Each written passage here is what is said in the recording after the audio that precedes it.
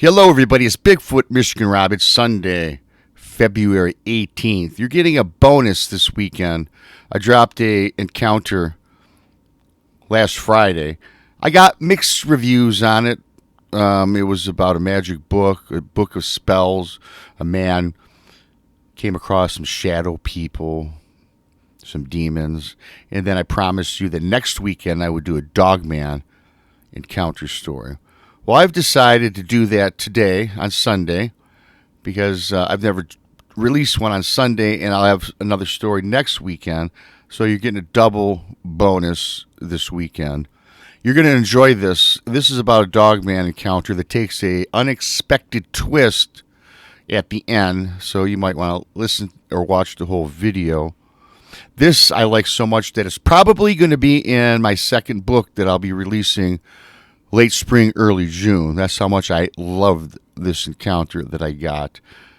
And I'm not going to mince words. I'm going to get right into it for you guys. I hope you enjoy it. I hope you're having a great Sunday. Of course, I'm Bigfoot, Michigan Rob. Please subscribe if not already. 500 away from 4,000. That's right, 500 away. Rob, I just recently came across your channel about 2 months ago and enjoyed the variety of content with your guests and other hosts that join you. I do not get involved with chat. Oftentimes I catch up on your replays. My name is Jim, and what I also love is your encounter stories sent in to you. I also have bought your book and find it fascinating. Well, thank you, Jim. With all of these variables, I had been thinking about sending you my story for several weeks and decided to go for it. Whether you decide to post this in video format is entirely up to you without exception. I do not know if I am bold enough to call myself a researcher, but have spent an enormous amount of time out in the woods dating back to around the year of 2015 when I moved from Canton, Ohio to live in Marionville, Pennsylvania, just a rock's throw away from the Allegheny National Forest. I am an avid hunter, fisherman, and general outdoorsman.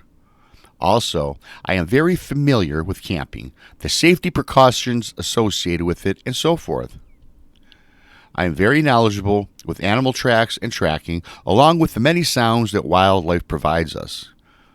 So, Rob, I do consider myself experienced in an astute study when it comes to Mother Nature, in particular when it comes to the woods and or the forests.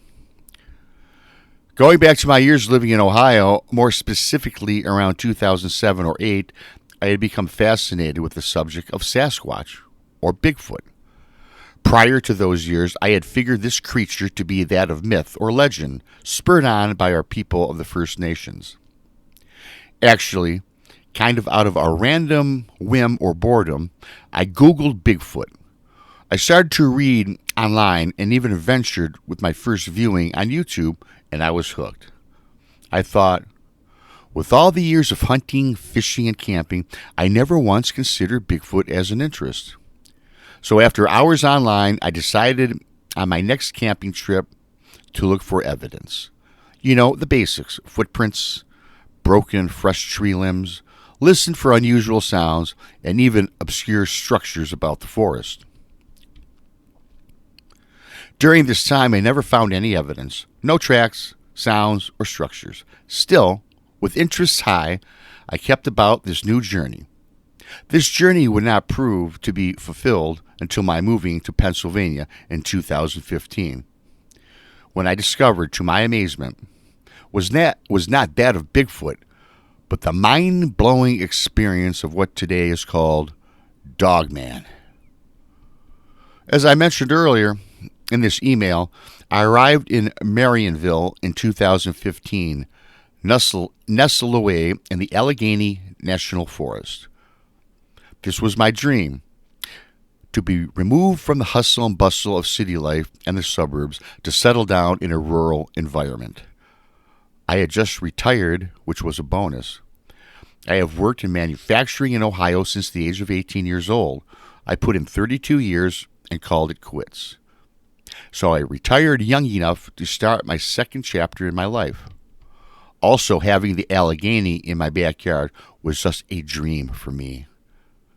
I never did marry or have kids, so it was time to enjoy the fruits of hard work. What laid ahead of me in my quest for Bigfoot was there.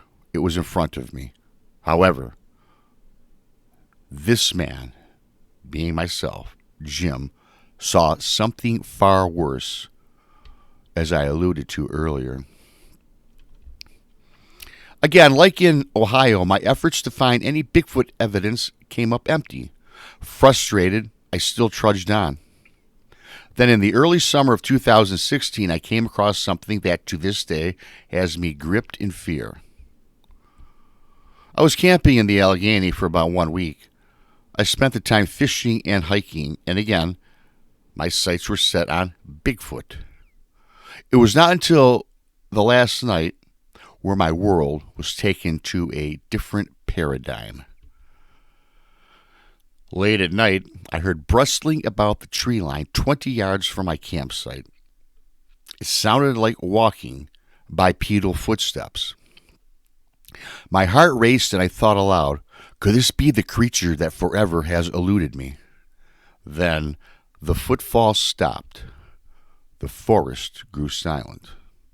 A loud cry that sounded like a wolf, but much far more menacing as it roared from the tree line. My skin grew cold. Then, knowing that wolves are not in these parts, I got scared. Yes, there are bears and foxes. This was neither of those. This sounded like a wolf, and the howl was much deeper and intense, more than any shrill that a fox can exude from its body. I looked to the tree line from where the sounds came from. A set of glowing reddish eyes pierced in at me. The eyes hovered a good 6 or 7 feet above the ground. Then I realized this had to be a Dogman. I knew about Dogman as a subject always sprang up when I was doing my Bigfoot research. Mainly online is where I came across the Dogman, but never paid much attention, and I really doubted their existence. However, this sounded like a terrifying wolf. Those red eyes and the bipedal movements had me thinking much differently now. I stared at the red eyes as the beast roared. Then the eye shine went away, along with the shrilling sound. I did not sleep a wink that night. The morning came, and at daybreak, I left for home. On the drive home, I kept thinking over and over again, what is this? Did I really experience a Dogman? It was not until 30 minutes into my ride when I got this feeling inside me that I was being followed or being watched. How can this be, I thought. I'm in my vehicle, far away from the campsite, but the eerie feeling lingered. Even as I stepped 1 foot into my door of my home, the day drew close to nighttime, and off I went to sleep.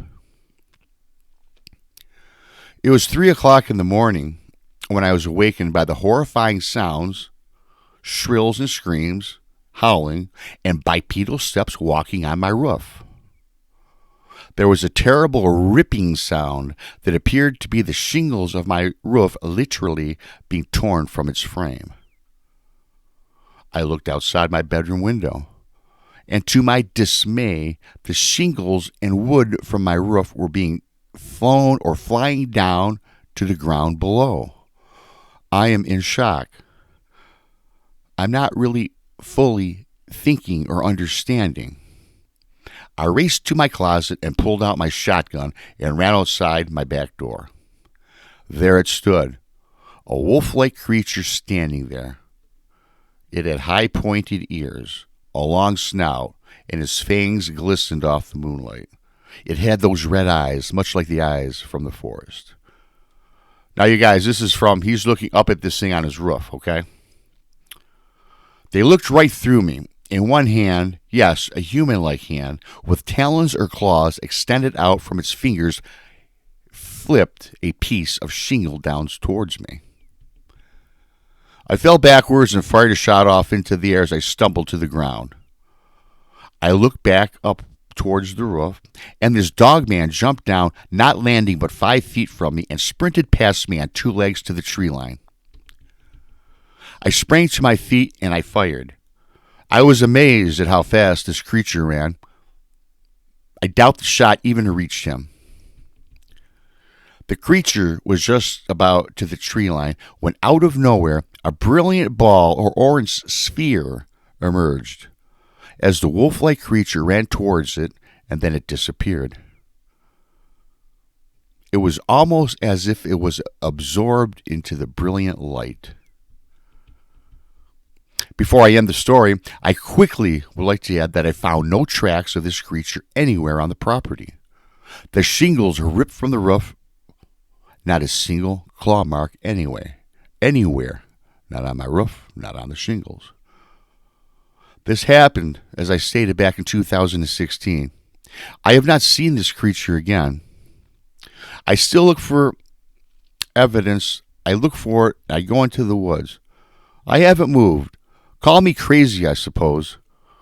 The one element that I do continually see, however, on a regular basis, is the dancing of the orange sphere or orb-shaped object at my woodline.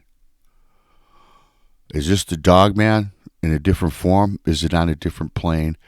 I don't know. I'm looking for answers. Thanks for letting me share, Jim. Jim, I like that. Definitely Dogman. I'm surprised you're still living there. And again, a lot of people that send in these encounters, they do stay where they live, and I applaud you for that. You haven't seen the Dogman since 2016. We're in 2024 now. If you're still seeing those orbs, what are the orbs? Hey, everybody in the chat, or not in chat, this is a video. Everybody listening, what do you think? Do you think that these Dogmen live on different planes? They exist? Do they come in and out of orbs? I personally think that they are a creature that is not human. I don't think it's an animal. I think they travel interdimensionally. What are your thoughts? What do you think about Jim's encounter? Has a lot of the elements that we all hear about. I thought this was interesting at the fact that it just disappeared into the orbs, and the orbs to this day are still on his property. So good luck with you, Jim, on that. I hope you guys enjoyed that one. Subscribe to Bigfoot Mystery Rob on YouTube if not already. Leave a comment, give a thumbs up, share it out. I love each and every single one of you. The book is on Amazon. It's found in the link, the description in this video. And until next week, I'm Bigfoot Mystery Rob. Have a fantastic rest of your Sunday. BMR.